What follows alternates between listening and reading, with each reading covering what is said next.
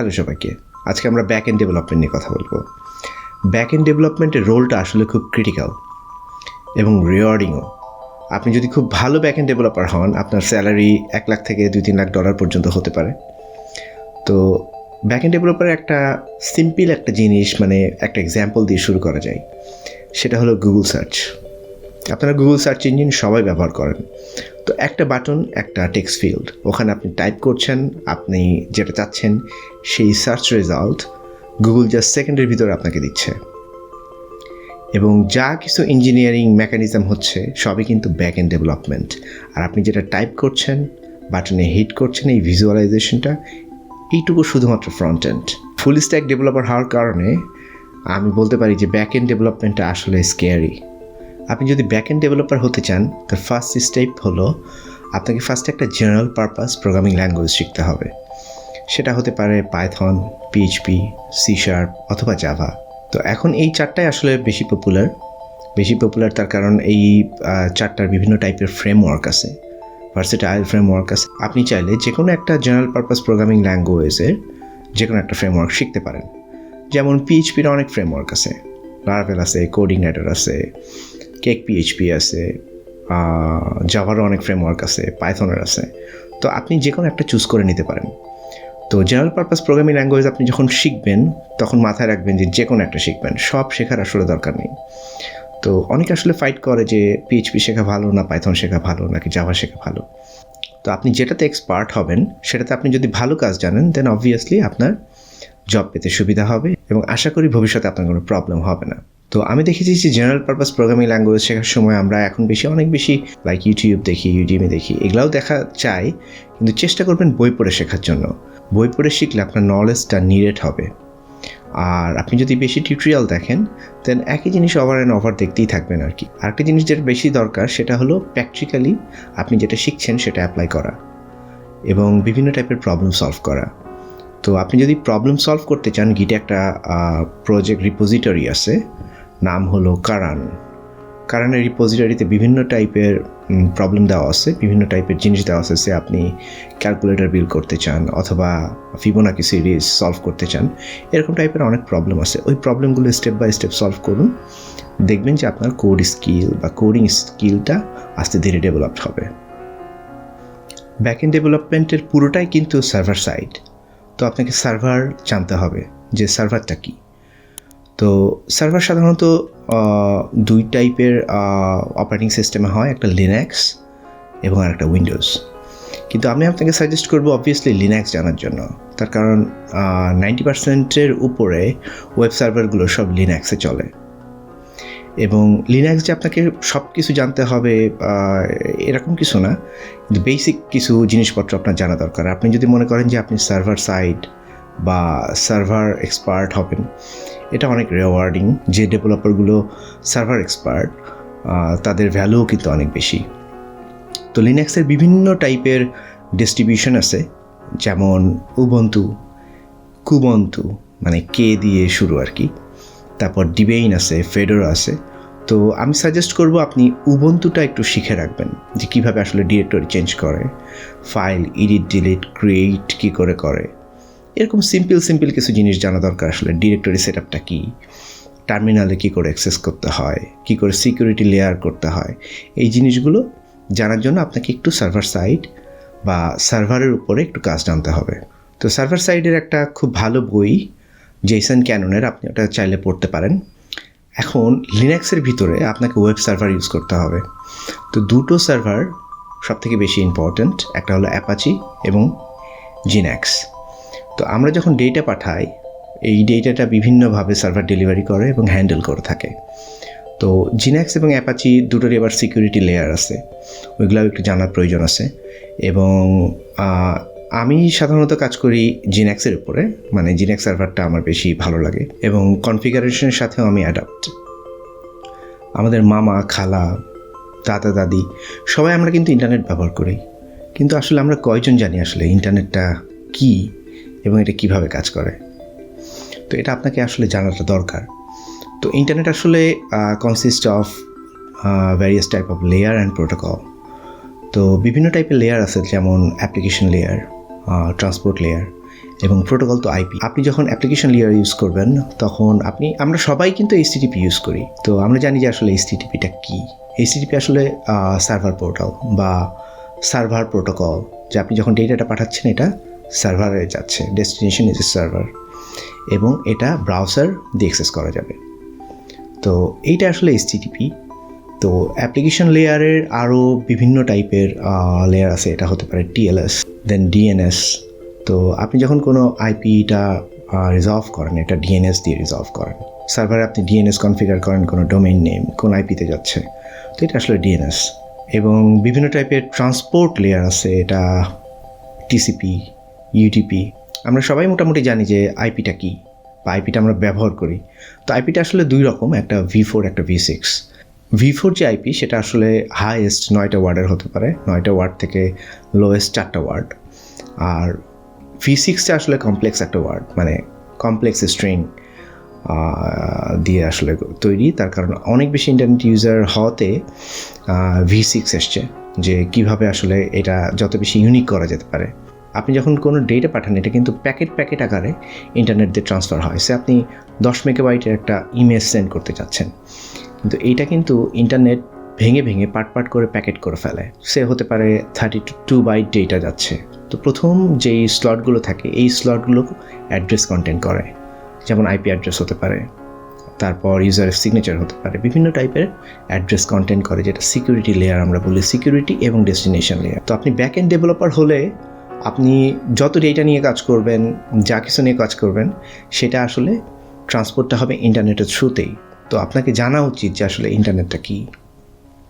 বর্তমান যুগে আপনি যদি ডিমান্ডেবল ব্যাকএন্ড ডেভেলপার হতে চান, দেন অবভিয়াসলি আপনাকে এপিআই জানতে হবে, স্পেশালি রেস্ট এপিআই। তার কারণ আপনি ওয়েবে পাঠানোর জন্য এক টাইপের ডেটা বা এক টাইপের পোর্টাল, অ্যান্ড দেন মোবাইলে ডেটা পাঠানোর জন্য আর একটা টাইপের রাউটিং করবেন। এটা আসলে অনেক বেশি কমপ্লেক্স হয়ে যায়। রেস্ট এপিআই ব্যবহার করলে আপনার সুবিধা হবে কি, আপনি সিরিয়ালাইজ করতে পারবেন। সে ইউজার নেম ইজ শাহানু শরীফ, ওয়েবও জানবে যে ইউজার নেমে গেলে ইউজার নেমটা পাওয়া যাবে, মোবাইলও জানবে যে ইউজার নেম কিওয়ার্ডে গেলে, স্পেসিফিক ইউজার নেম কিওয়ার্ডে গেলে ইউজার নেমটা পাওয়া যাবে। তো এই যে টাইপের যে সিরিয়ালাইজেশনটা, এটা রেস্ট এপিআই খুব সুন্দর করে ডেভেলপ করে। আর একটা আছে সোপ, এবং সোপটা খুবই স্ক্যারি। আমি 12-13 বছর আগে সোপ ইউজ করতাম, এবং যখন আমি এপিআই ডেভেলপ করতাম তখন আমার খুব কষ্ট হতো। তখন জিনিসগুলো খুব কমপ্লেক্স এবং খুব টাফ মেনটেন করা। আপনার যদি অনেক বেশি বড় টাইপের কোনো অ্যাপ বানানোর কোনো ইচ্ছা থাকে বা অ্যাপ্লিকেশন ডেভেলপ করার কোনো ইচ্ছা থাকে, আর এটা যদি সোপে হয়, it will make your life হেল।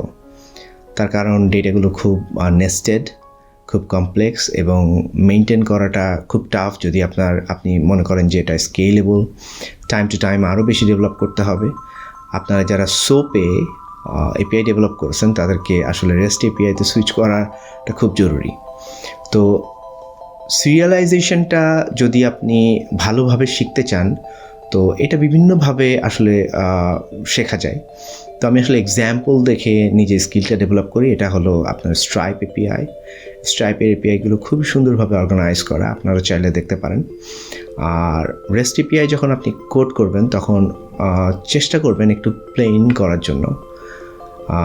বেশি নেস্টিং করলে বেশি কমপ্লেক্স হয়ে যাবে। এটা স্পেশালি ফ্রন্ট এন্ড হ্যান্ডেলিংয়ের ক্ষেত্রে কমপ্লেক্স হয়ে যাবে। তো আমি যখন রেস্ট এপিআইতে সুইচ করার আরেকটা কারণ হলো সিকিউরিটি। এবং রেস্ট এপিআই আপনি বিভিন্ন টাইপের সিকিউরিটি লেয়ার সেট করতে পারবেন, যেমন জেডাব্লিউটি, টোকেন, ওঅথ, বিভিন্ন টাইপের আসলে সিকিউরিটি নিয়ে আপনি কাজ করতে পারবেন। এবং জিনিসটা খুবই সোজা। At the end of the moment যারা ক্লায়েন্ট, তাদের জন্য আসলে লগ ইন করা, লগ আউট করা অনেকটা ইজি। যেমন আপনি দেখেন না যে গুগলে sign in by Google, sign up by Google, এটাকে আমরা বলি ওঅথ। এবং এপিআই আসলে আপনি যখন এপিআই নিয়ে কাজ করবেন, এটার জন্য আসলে স্পেসিফিক ফ্রেমওয়ার্কও এখন চলে আসছে, যেমন জ্যাঙ্গো রেস্ট ফ্রেমওয়ার্ক। তো জ্যাঙ্গো রেস্ট ফ্রেমওয়ার্কে সুন্দর ডকুমেন্টেশন দেওয়া আছে যে আপনি ডেটাটা কীভাবে সিরিয়ালাইজ করবেন, এবং জিনিসগুলো খুব সুন্দর। এখন কথা বলা যাক ডেটাবেস নিয়ে। ডেটাবেস পপুলার হলো আসলে দুই টাইপের, একটা হলো আরডিবিএস, একটা NoSQL। তো আরডিবিএস ফুল ফর্ম হলো রিলেশনাল ডেটাবেস। আমি আরডিবিএসটা ব্যবহার করি। তো আরডিবিএস ডেটাবেস যেমন হতে পারে MySQL, Oracle, এবং আরও অনেক ডেটাবেস আছে আর কি। আপনি যেটাতে নিজেকে সুইটেবল মনে করেন সেটা আপনি শিখতে পারেন। তবে মাইএসকিউএলটা ইনস্টলেশন ইউজ করাটা একটু বেশি ইজি, এই কারণে আমি মাইএসকিউএলটা ব্যবহার করি। তো আরডিবিএস যেভাবে ডেটা স্টোর করে এটা আসলে রেফারেন্স দিয়ে ইউজ করে, এবং এটা আসলে column rho type method use করে ডেটা স্টোর করার জন্য বা সার্চ করার জন্য। এবং আরডিবিএসের আরেকটা সুবিধা হলো রেফারেন্স কি ইউজ করে। সে আপনি একটা প্রোডাক্ট টেবিল সাজাচ্ছেন, এই প্রোডাক্ট টেবিলটার ভিতরে ইউজার আইডি আছে, সে 1 2 3 4 শর্ট করে ফেলতে পারবেন, এবং এই 1টা আসছে ইউজার টেবিল থেকে, এবং আপনার ডেটাবেসটা জানবে যে হ্যাঁ ইউজার এটা হলো ইউজার আইডি 1-এর রেফারেন্স ডেটা। আর নো এসকিউএল মানে নো এসকিউএল। তো নো এসকিউএল আসলে কি ভ্যালু স্টোর মেথড ইউজ করে, এবং এটা রিলেশনাল ডেটাবেস না। আপনি যদি ম্যাসিভ লেভেলে আনস্ট্রাকচার ডেটা ব্যবহার করেন দেন আমার সাজেশন হলো নো এসকিউএল ব্যবহার করার জন্য। এবং নো এসকিউএল কিন্তু হার্ড ডিস্কে স্টোর হয় না সাধারণত, যেমন রেডিস, এটা সবসময় মেমোরিতে থাকে। তো এটার আবার ব্যাকআপ প্ল্যান আছে, আপনি চাইলে সে কম্পিউটার শাটডাউন দিবেন, ডেটাটা স্টোর করে নেবেন, আবার যখন ডেটাটা অন হবে দেন আবার মেমোরিতে লোড করে নেবেন। তো বিভিন্ন টাইপের ডেটাবেস আছে নো এসকিউএলের, একটা হতে পারে মারিয়াডিবি, রেডিস তো বললামই। এই টাইপের বিভিন্ন টাইপের আর কি নো এসকিউএল ডেটাবেস আছে, আপনি যেটাতে আপনার সুইটেবল মনে হয় আপনি ব্যবহার করতে পারেন। ডেটাবেস শেখার জন্য আমি আপনাকে সাজেস্ট করব W3 স্কুল দেখা।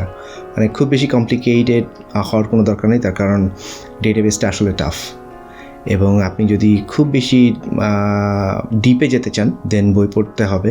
W3 স্কুলের একটা সুবিধা হলো যে একদম ওভারভিউ টাইপের সব কিছুই দেওয়া আছে, মোটামুটি বেসিক কাজ চালানোর জন্য যা যা দরকার সেটা আসলে W3 স্কুলে আছে।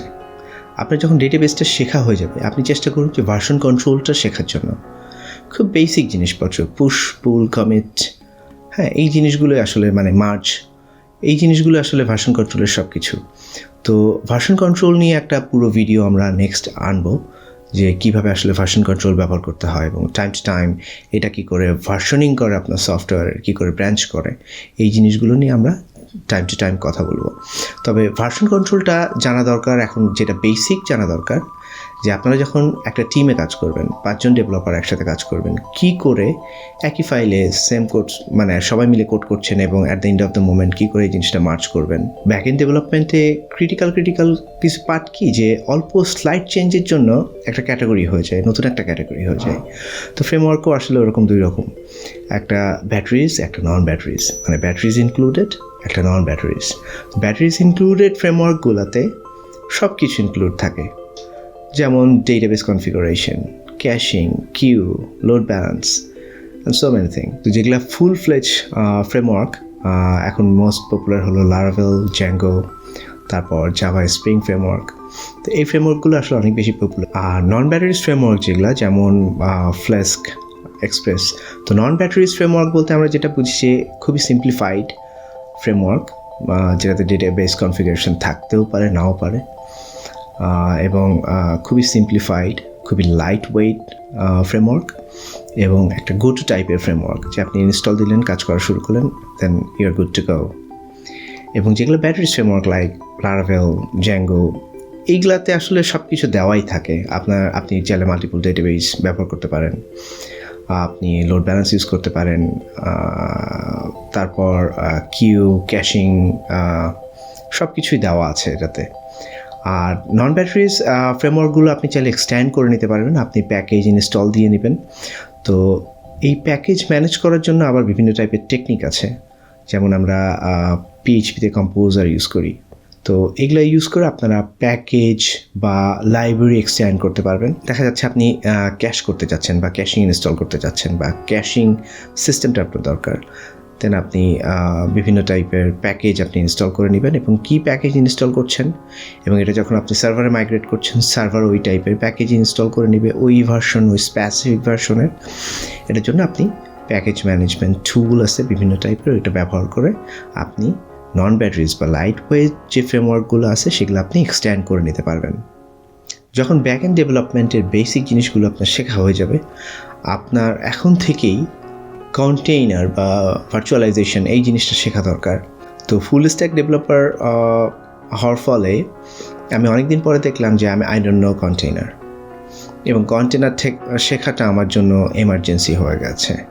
একটা কারণ যে আমি 5 বছর আগে যে সফটওয়্যারগুলো তৈরি করেছিলাম আমাকে সার্ভার মাইগ্রেট করতে হবে, কিন্তু আমি সেই সফটওয়্যারগুলো বা সেই অ্যাপ্লিকেশনগুলো আমি নতুন সার্ভারে ইনস্টল বা নিতে পারছি না। তার কারণ হলো এগুলা যে অ্যাপ্লিকেশনের উপরে ডেভেলপ করা ছিল সেগুলো অনেক পুরনো ভার্সন হয়ে গিয়েছিল, আর নতুন মেশিনে যেই জিনিসগুলো আছে সেগুলো অনেক আপডেটেড, এবং সাথে সাথে আমার নতুন অ্যাপ্লিকেশনগুলোও ডেভেলপ করা হয়েছে সেগুলো আবার আপডেট অ্যাপ্লিকেশনের উপরে CPHP 8.1 আর 8.2, আর প্রিভিয়াসগুলো দেখা যাচ্ছে PHP 7 অথবা 5.6। পাইথনের ক্ষেত্রেও সেম জিনিসটা আমাকে এক্সপিরিয়েন্স করতে হয়েছে যে পাইথন 3.1 ডেভেলপ করা, এখন পাইথন 3.9 চলছে। তো এরকম টাইপের কিছু কমপ্লেক্স জিনিসপত্র হ্যান্ডেল করতে যে আমাকে কন্টেনার শেখা লেগেছে। PHP 5.6 থেকে আমি যখন PHP 8.1-এর কোনো মেশিনে যখন আমি পুরনো সফটওয়্যারটা ইনস্টল দিব, তখন আমাকে ল্যাঙ্গুয়েজগুলো আবার আপডেট করতে হবে, এবং অনেক বেশি বড় অ্যাপ্লিকেশন, এবং এটা অনেক বেশি টাইম কনজিউমিং, অনেক সময় লাগবে। ইভেন ডেটাবেসও আমাকে কোয়েরি আবার লিখতে হবে, মানে আপ টু ডেট কোয়েরি লিখতে হবে, পুরনো যেই কোয়েরিগুলো লেখা ছিল এগুলো কাজ। তো তখন দেখলাম যে container could B a good solution. মানে কন্টেনার যখন আপনি ব্যবহার করবেন, আপনার ওই সফটওয়্যারটার জন্য যে অ্যাপ্লিকেশন প্রিকুইজিট ছিল ওইগুলা ইন্ডিপেন্ডেন্টলি আপনার ওই সফটওয়্যারের জন্যই ব্যবহার হবে। তো এটা কি কন্টেইনার বলে। তো এখন আমরা যেটা ব্যবহার করি সেটা হলো ডকার। তো ডকার শিখে রাখাটা আসলে ইমার্জেন্সি। আপনি যখন একটু ওল্ড প্রোগ্রামার হবেন বা ওল্ড ব্যাকএন্ড ডেভেলপার হবেন, দেখবেন যে আপনার পুরনো যে সফটওয়্যারগুলো আপনি ডেভেলপ করেছিলেন সেগুলো টাইম টু টাইম বিভিন্ন সার্ভারে মাইগ্রেট করা আপনার জন্য ইজি হয়ে গিয়েছে, এবং ওই ভার্সনের উপরে আপনি স্টিল আপনার সফটওয়্যারটাকে স্কেলেবল করতে পারছেন, এক্সটেন্ড করতে পারছেন।